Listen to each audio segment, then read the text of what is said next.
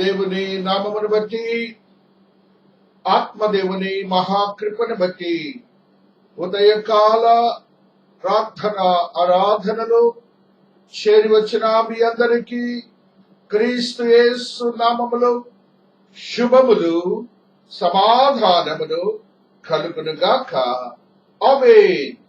నేటి పునరుత్థాన ఉదయకాల ఆరాధన నిమిత్తమై పరిశుద్ధాత్మ దేవుడు మనకు అనుగ్రహించిన వాక్య భాగము తద్రీతిగా ఉన్నది.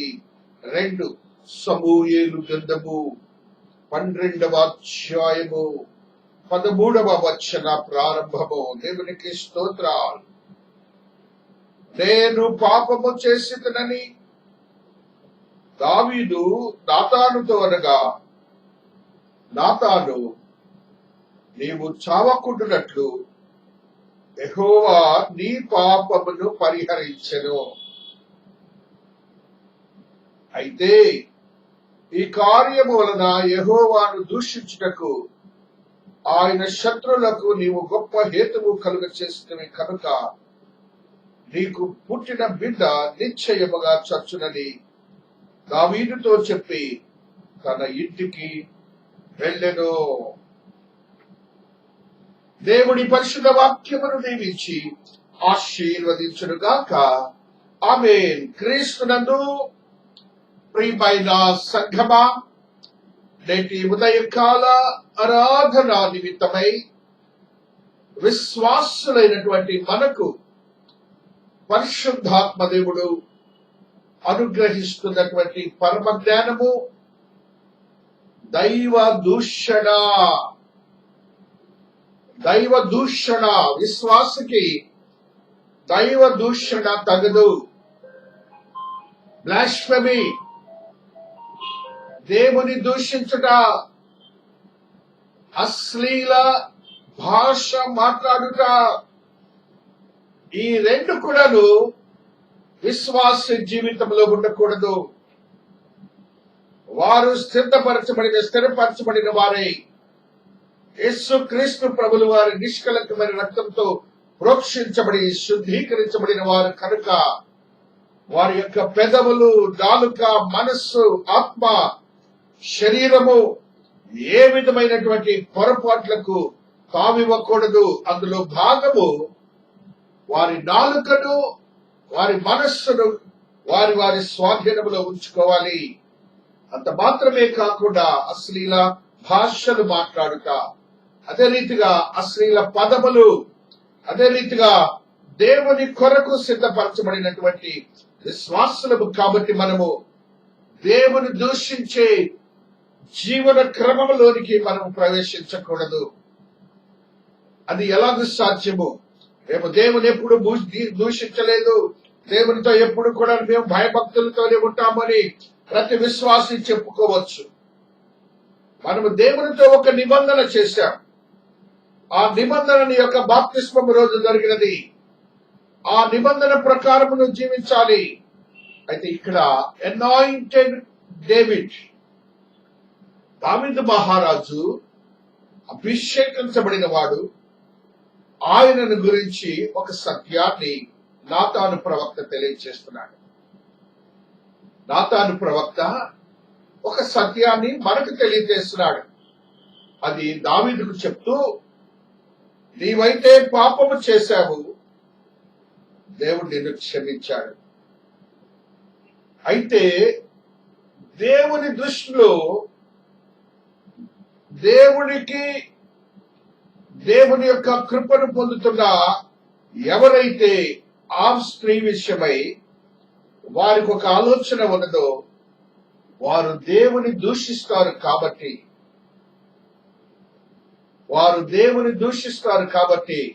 నీవు చేసిన తప్పును బట్టి, పాపమును బట్టి, దోషమును బట్టి నీ కుమారుని దేవుడు మరణములకు గురి చేస్తున్నాడు. చాలా సున్నితమైన విషయాలు మన బిడ్డల విషయంలో అప్పుడప్పుడు మనము చూస్తుంటాం. సమస్యలు చూస్తుంటాం. బిడ్డలకు ఎదుగుదల ఉండదు, బిడ్డలకు ఏ మాత్రం కూడా అభివృద్ధి ఉండదు. బిడ్డలకు ఏ మాత్రం కూడా ఆత్మీయ దృష్టి ఉండదు. వారికి వారుగా జ్ఞానవంతుల వలె వారు మాట్లాడుతూ ఉంటారు. వారి యొక్క జీవన క్రమంలో పరిస్థితులన్నీ శూన్యముగా కనపడుతుంటాయి.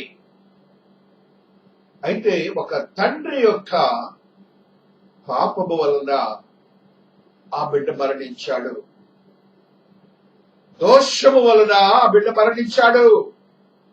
కాబట్టి ఇప్పుడు దేవుని దూషించే స్థితి నీ జీవితం ద్వారా, నీ కదలిక ద్వారా, నీ క్యారెక్టర్ ద్వారా దేవుని దూషించే స్థితి లోకంలో ఉన్నది. కాబట్టి దానిని దేవుడు దైవ దూషణ అంటున్నాడు. చాలా సున్నితమైన విషయాలు, జాగ్రత్తగా ఉండాలి. మన పలుకులు, మాటలు, మన పలుకు, మన చూపు, మన క్రియలు దేవుని స్వారూప్యమును కలిగి ఉండాలి. కానీ సాతానుకు సంబంధించినటువంటి ఆలోచనతో కూడిన పదవులు కానీ, పెదవులు కానీ, నాలుక కానీ ఉండకూడదు, ఆపాదించకూడదు. దానిని కూడా అంటాడు దేవుడు దైవ దూషణ అని అంటున్నాడు. మనం చూసాము ఈ ప్రాంతంలో, ఈ సమయాల గ్రంథంలో చూసాము, స్పష్టంగా చెబుతున్నాడు ఈ పాపమును దేవుడు క్షమించాడు. అది గ్రహించాలి. మనము చేసే పాపాలని క్షమించాడు దేవుడు. అయితే మనకు మేలైనది, మనకు శ్రేష్టమైనది, మనము యోచించే భవిష్యత్తు కొరకు యోచించిన దాని మీద దేవుడు శాపానికి గురి చేస్తాడని మనము గ్రహించాలి. ఇది నానా. కాబట్టి మన జీవన క్రమము, మన బిడ్డల విషయమై మనం ప్రేమిస్తున్నాం. కాబట్టి మనము ఎంతగానో నిబద్ధతతో కూడిన, ఆత్మీయతతో కూడిన జీవితంలో కలిగి ఉండాలని దేవాతి దేవుడు ఈ దినాన దావీదు భక్తుల ద్వారా తెలియజేసిన మాటలను మనము చూస్తూ వస్తున్నాం. 1 రాజుల గ్రంథములో ఒక సత్యాన్ని ఆత్మదేవుడు మనతో తెలియజేస్తున్నాడు.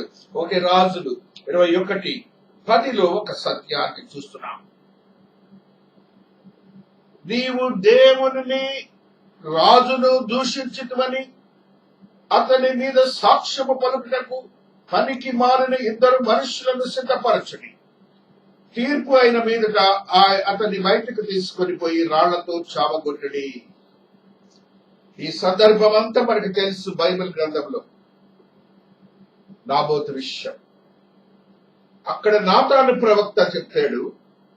ఇక్కడ నాబోతు అనే విశ్వాసిని, దేవుని యందు భయభక్తులు గల వాడిని రాజు, రాణి ఇరువురు కలిసి అబద్ధ సాక్ష్యము వారిపై వేయటానికి ప్రయత్నం చేసిన గుంపును మనం అక్కడ చూస్తున్నాం.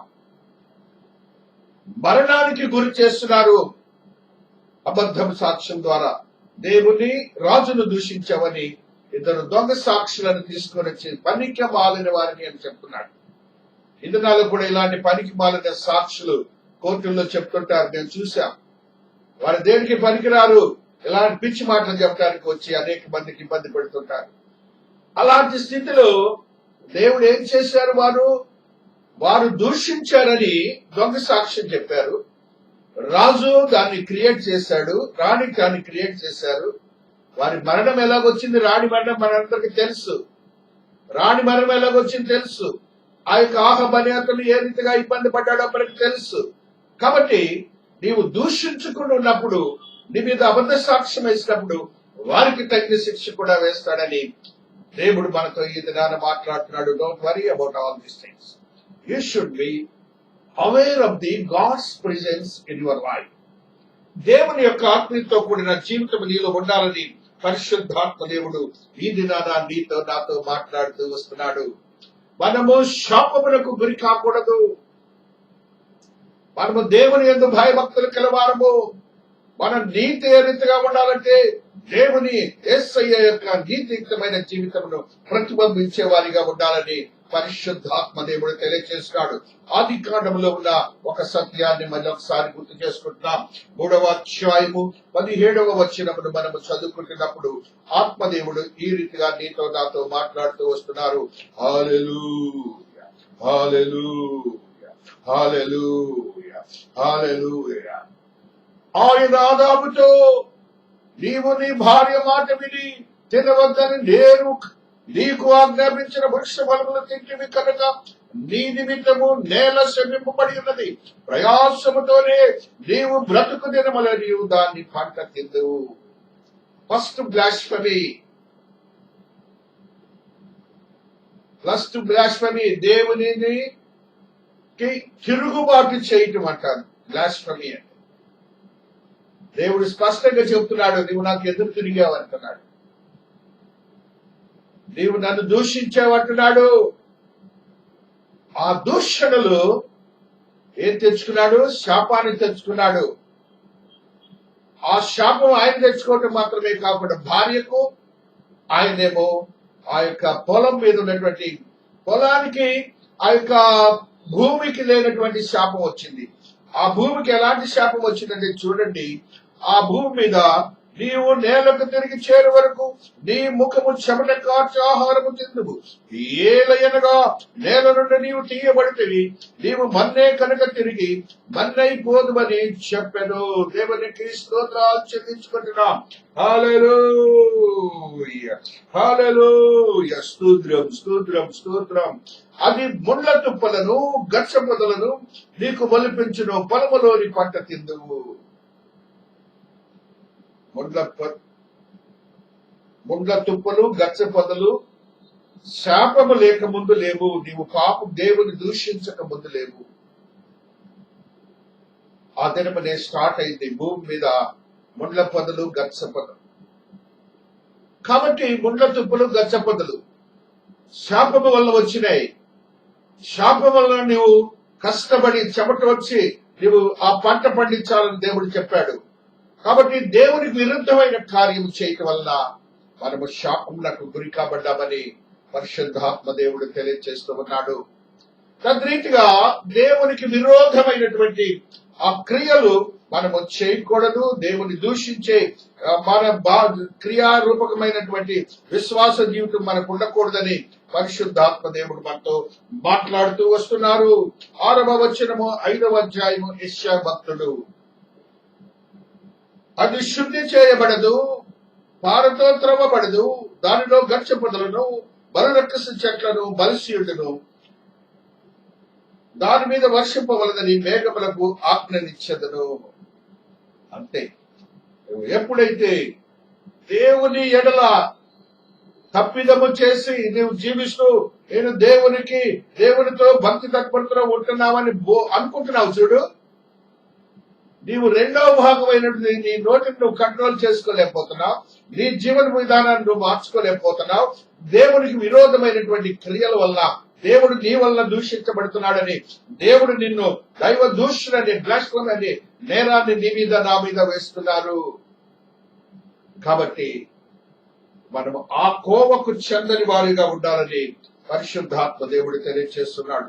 27:4 విషయాల్లో కూడా ఒక సత్యాన్ని చదువుకుంటూ వస్తున్నాం. నా యందు క్రోధము లేదు, గచ్చ పొదలను బలిరక్కస చెట్లను ఒకవేళ నుండి ఎడల యుద్ధము చేయి వారి వలె నేను వాటిలోనికి బడిగా చొచ్చి తప్పక వాటిని కాల్చివేయదును. ఒకవేళ నువ్వు పశ్చాత్తాపంతో ఆయన దగ్గరికి వస్తే ఈ పని చేస్తాడు. నీ పక్షముగా దేవుడు వేచి వేస్తాడు. దేవుని ఎడల భయభక్తులు కలిగిన వారు ఏ విధమైనటువంటి అవిశ్వాసంతో ఉండరు. అది కూడా దైవ దోషమే. ఆ స్థితిని మనలో ఉండకూడదని పరిశుద్ధాత్మ దేవుడు మనకి ఎదురాగా తెలియజేస్తూ ఉన్నాడు. హెబ్రీయులకు రాసిన పత్రికలో ఒక సత్యాన్ని మనం చదువుకుంటూ వస్తున్నాం. హెబ్రీయులకు రాసిన పత్రిక 6వ అధ్యాయంలో ఉన్న సత్యాన్ని ఈ రీతిగా చదువుకుంటూ వస్తున్నాం. హల్లెలూయా, హల్లెలూయా, హల్లెలూయా, హల్లెలూయా, స్తోత్రం, స్తోత్రం. 6వ అధ్యాయములో 4వ వచనాన్ని ఒకసారి గుర్తు చేసుకుంటున్నాం. ఒకసారి వెలిగింపబడి పరలోక సంబంధమైన వరమును రుచి చూసి పరిశుద్ధాత్మలు పాలివారై నువ్వు ఒకసారి వెలిగింపబడ్డావు. పరిశుద్ధాత్మ నీతో ఉంచబడింది, నీ బాప్తిస్మం మొదలుకొని. అలాంటి స్థితి నువ్వు మర్చిపోతున్నావు. అదేదో నీళ్లలో మునిగాను వచ్చాననుకుంటున్నావేమో, లేకపోతే యేసుని నేను లోకరక్షకుడిగా అంగీకరించానని అనుకొని అందరితో దాన్ని వదిలేస్తున్నావేమో. అది కాదు. అంటున్నాడు చూడండి, పరిశుద్ధాత్మలో పాలిభాగస్థుడమైన వాడివి అనగా దేవుడు నీవు స్థిరపరచబడిన విశ్వాసంలో జీవిస్తున్నావని, వెలిగించబడావని పరిశుద్ధాత్మ దేవుడు మాట్లాడుతున్నాడు. జాగ్రత్త సుమి. వారితో అంటున్నాడు 7వ వచనం, ఎట్లనగా నీకు ఒక ఉదాహరణ చెప్తున్నాడు చూడు. ఎట్లనగా భూమి తన మీద తరచుగా కురియు వర్షమును త్రాగి ఎవరి కొరకు వ్యవసాయము చేయబడినో వారికి అనుకూలమైన పైరులను ఫలించుచు దేవుని ఆశీర్వచనము పొందును. భూమికి నీకు ఒక కంపారిటివ్ స్టడీ చెప్తున్నాడు దేవుడు. భూమి మీద దేవుడు వర్షం ఎలా కురిపిస్తాడు, ఎలాగ పంట పండుతుంది, ఆ పంట పండినది వల్ల ఆ వ్యవసాయదారుడికి లేకపోతే విశ్వాసకి ఏ రీతిగా ఫలాలను ఇస్తాడు. ఆ స్థితి, ఆ భూమి అనే వ్యక్తి, భూమి అనే స్థితి, భూమి మీద ఉన్నటువంటి అద్భుతమైన క్రియను దేవుడు మనకు తెలియజేస్తూ భూమికి ఆశీర్వచనం వస్తుంది. దేవుని ఆశీర్వచనము పొందును. అయితే ముళ్ళ తుప్పలను గచ్చ తీగలను దాని మీద పెరిగిన ఎడల అది పనికిరాదని విసర్జింపబడి శాపము పొందనదగును, తొదకది కాల్చివేయబడును.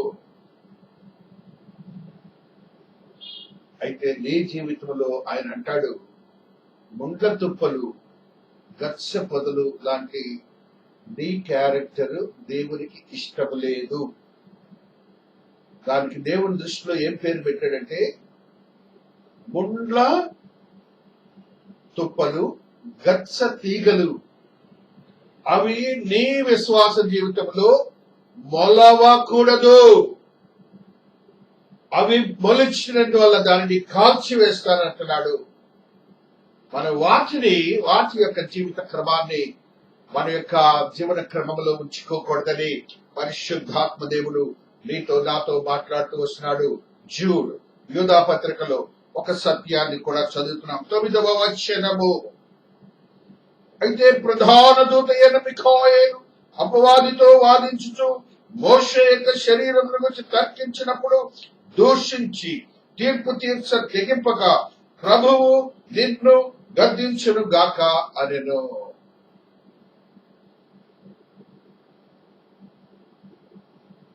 మిఖాయేల్ గురించి మనకు ఉదాహరణగా చెప్తున్నాడు.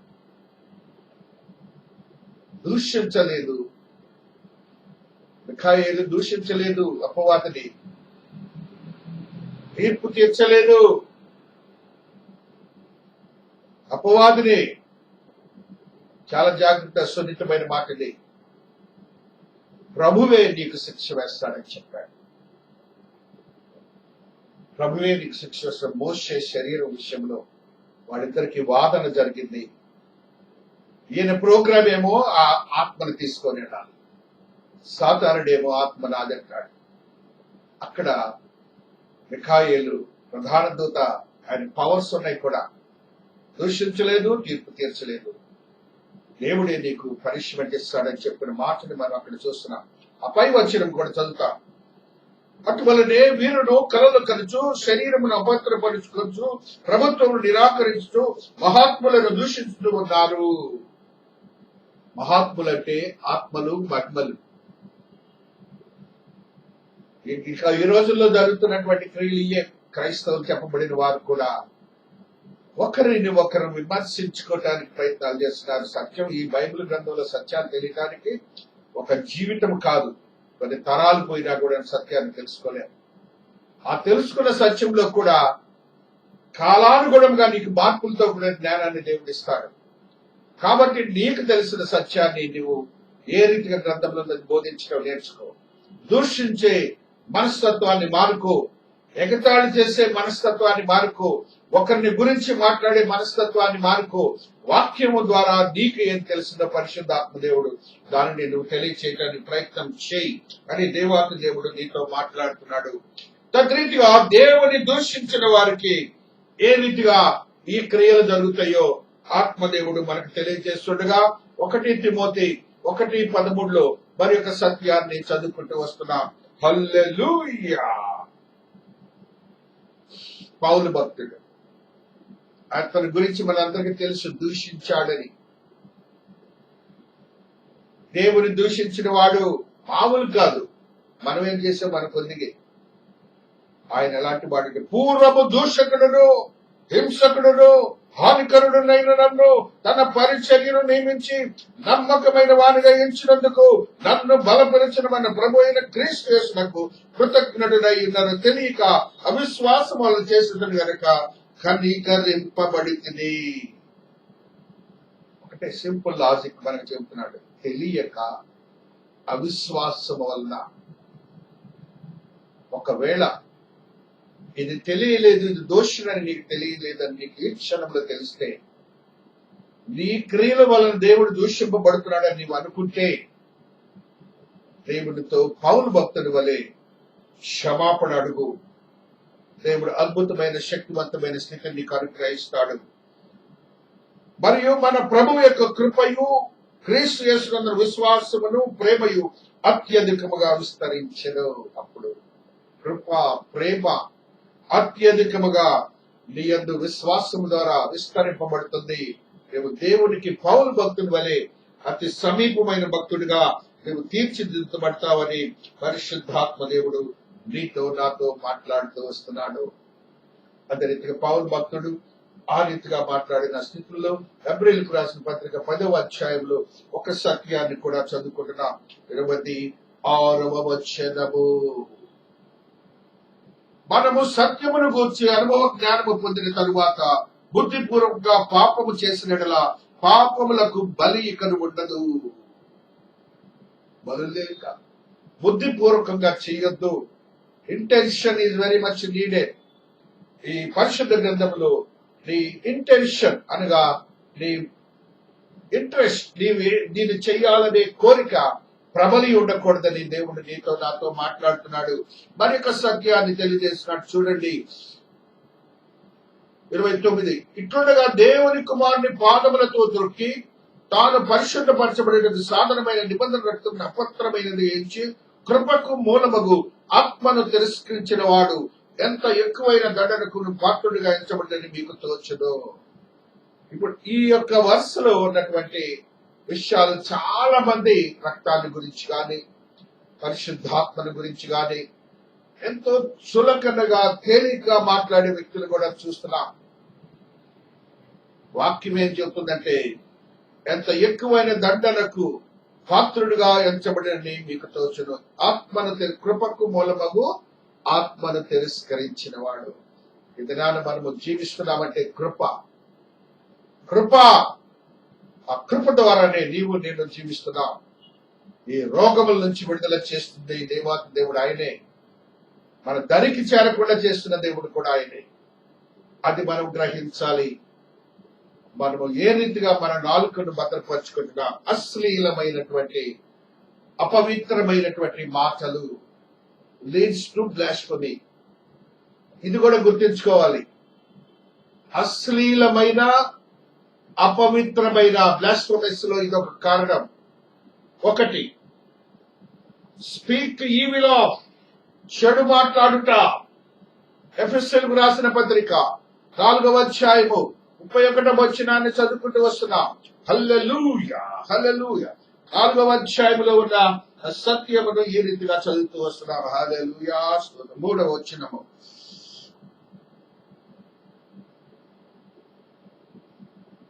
మీరు పిలువబడిన పిలుపుకు తగినట్లుగా దీర్ఘశాంతముతోనూ కూడిన సంపూర్ణ విషయంతోనూ సాత్వికముతోనూ నడుచుకోవాలని ప్రభువును బట్టి ఖైదీనైన నేను మిమ్మల్ని బతిమాలు కొనుచున్నాను. దీర్ఘశాంతముతో కూడిన సంపూర్ణ వినయముతోనూ సాత్వికత్వంతో. మన మాటల్లో దీర్ఘశాంతం ఉండాలి. కోపం వచ్చిందనుకో చెడు మాట్లాడటానికి ప్రయత్నపడాడు, దూషించడం. చూడు 8లో కూడా దూషించే మనస్తత్వం మనకు ఉండకూడదు. దూషించడం అంటే వారిని అవమానపరచటం, వారిని బాధ పెట్టడం. ఆ మాటల వల్ల ఎవరు వస్తుందేమో గ్రహించి ఎప్పుడు కూడా నీ నోటి నుంచి రానియొద్దు. అది నీ మీద, నీ బిడ్డల మీద, నీ కుటుంబం మీద ఉంటుందని నువ్వు యోచించాలి. వేధించడం రెండోది, రైలింగ్.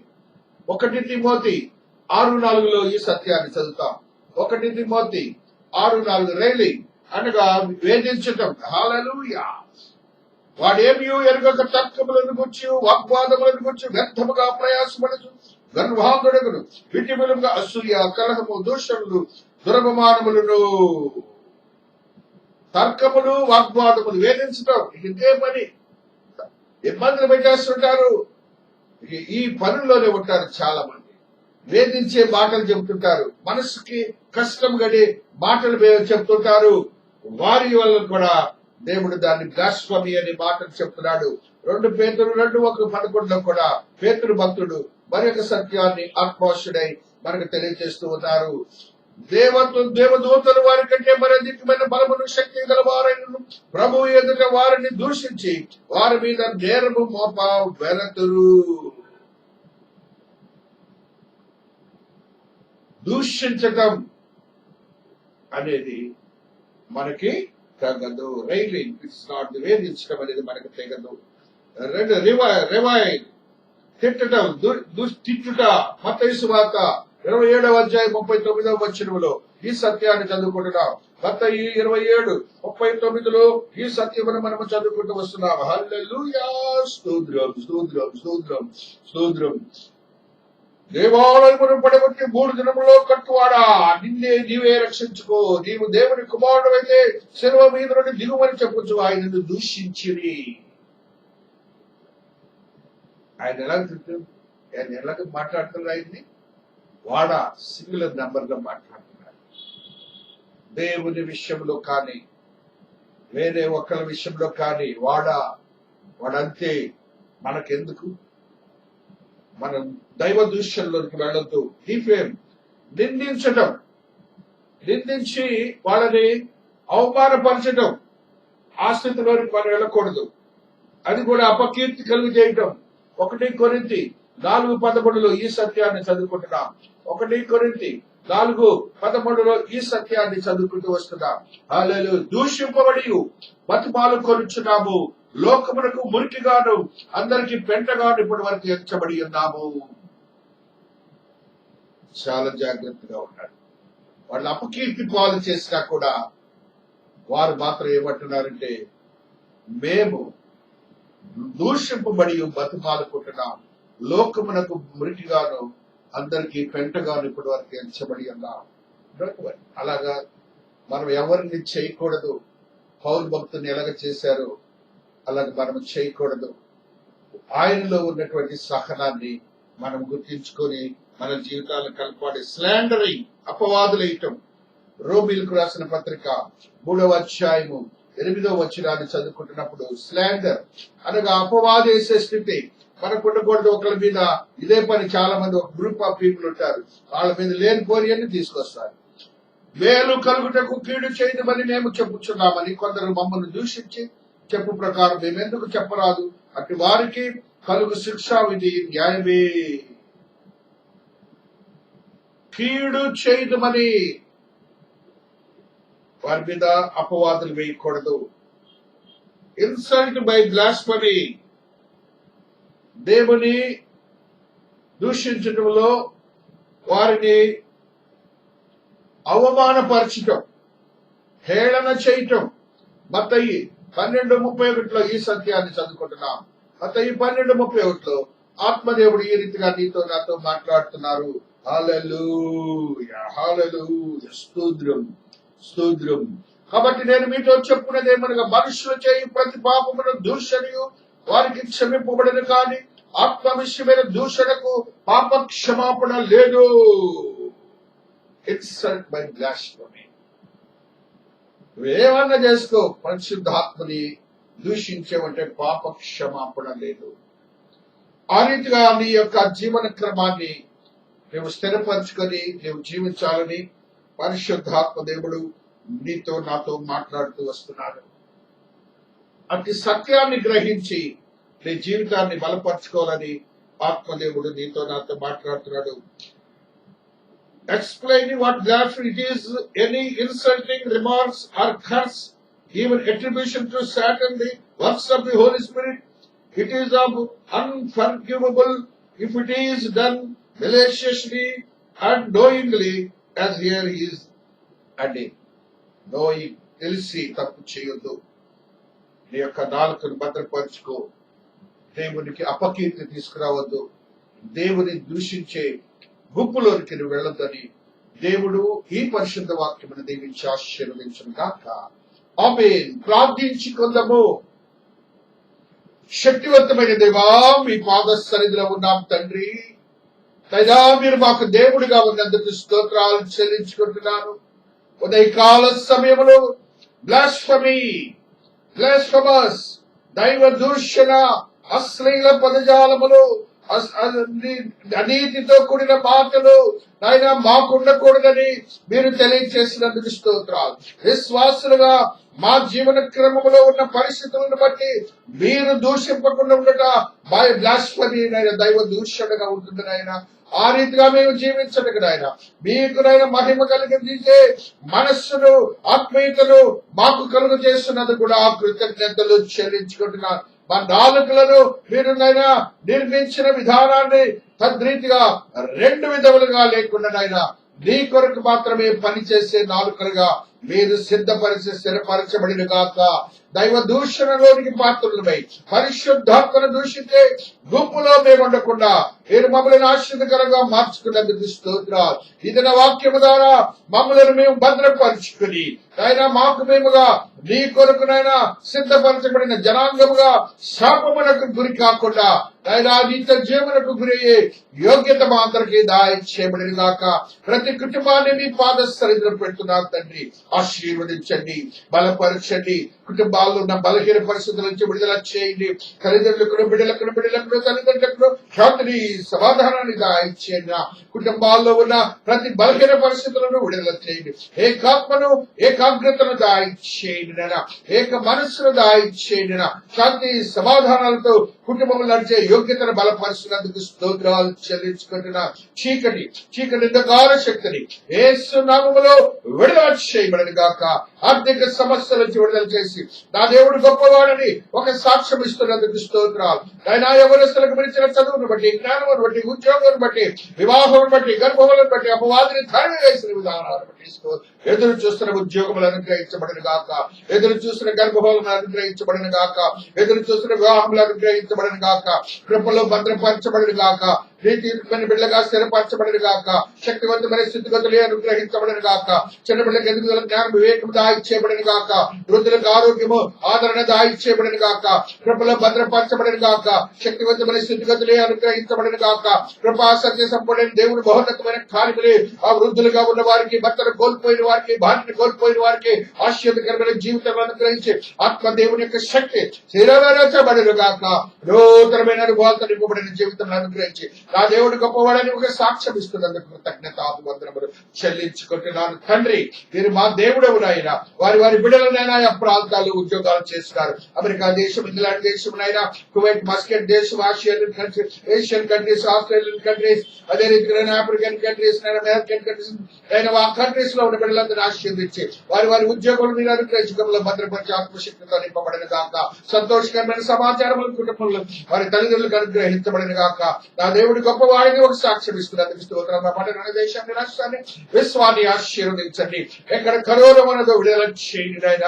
అదే రీతిగా పట్టణం నాయన అధికారులకు, అనుమతులకు జ్ఞాన వివేకములు దాయిచ్చేయండి. మంచి పరిపాలన సౌలభ్యం దాయిచ్చేయండి నాయన. వ్యవసాయం చేస్తున్న వారికి 200 ఫలితం దాయించి, చేతి పనులు చేస్తున్న ఆర్థిక స్తోమత, ఉద్యోగం చేసే అధికారులతో మాట్లాడండి నాయన. అదే రీతిగా కుటుంబాల్లో శాంతి సమాధానాలతో కూడిన జీవన క్రమం స్థిరపరచడంలో భద్రపరచబడిన గాక. గర్భంలో దాయి చేసిన వారికి కృతజ్ఞతాభివందనములు. ఆరోగ్యములు దాయిచేయండి, కృపలో భద్రపరచండి. నైనా ప్రసవించిన వారికి బిడ్డలకు నైనా ఆరోగ్యం దాయిచేయండి. అదే రీతిగా నైనా నూతనమైన అనుభవాలతో కూడిన జీవితంలో గర్భంలో ఎదురు చూస్తున్న బిడ్డలు అనేక మంది ఉన్నారు తండ్రి. మీరు తాకి ఇస్తున్నందుకు కృతజ్ఞతాభివందనములు చెల్లించుకోవచ్చు. ప్రభుత్వ తన కుమారుడైన యేసు నామమున బ్రతిమలాడి వేడుకొనొచ్చునా తండ్రి. ఆమేన్. పరలోకమందున్న మా తండ్రి, నీ నామము పరిశుద్ధపరచబడిన గాక. నీ రాజ్యము వచ్చు గాక. నీ చిత్తం పరలోకమందు నెరవేర్చున్నట్లు భూమి మీద నెరవేరును గాక. మానదున ఆహారం మాకు దాయిచ్చేయండి. మాడల అపరాధము చేసిన వారిని మేము క్షమించిన ప్రకారం మా అపరాధములను క్షమించము. శోధన నుండి తీక, కీడు నుండి రక్షించము. రాజ్యము, శక్తి, మహిమ నిరంతరము నీవై ఉన్నావు తండ్రి.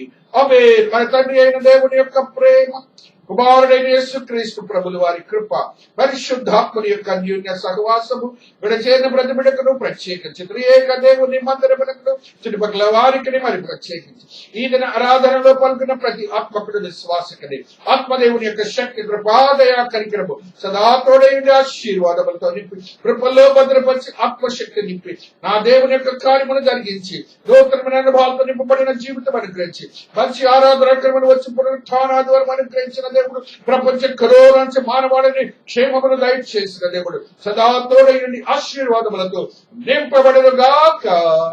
ఆమేన్ ఆమేన్. హల్లెలూయా హల్లెలూయా. స్తోత్రం స్తోత్రం. ఆత్మదేవా స్తోత్రం. Have a blessed day my dear believers.